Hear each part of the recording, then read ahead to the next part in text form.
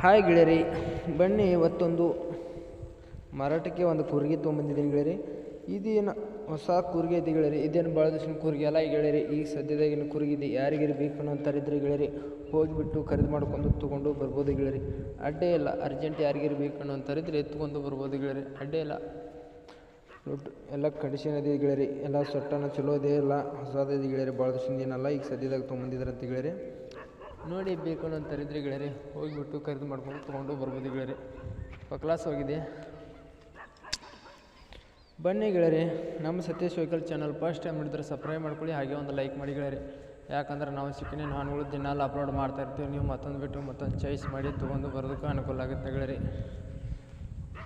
ಹೇಳಬೇಕಂದ್ರೆ ನಿಮ್ಮ ಯಾವ ಹಣ್ಣುಗಳದ್ದು ಮಾರಾಟಕ್ಕಿದ್ರೆ ನನ್ನ ನಂಬರ್ಗೆ ಅಪ್ಲೋಡ್ ಮಾಡಿ ಗೆಳೆಯರಿ. ಈ ಥರ ಎಡಿಟ್ ಮಾಡಿ ನಾನು ನಮ್ಮ ಚಾನಲ್ಗೆ ಅಪ್ಲೋಡ್ ಮಾಡ್ತೀನಿ ಗೆಳೆಯರಿ.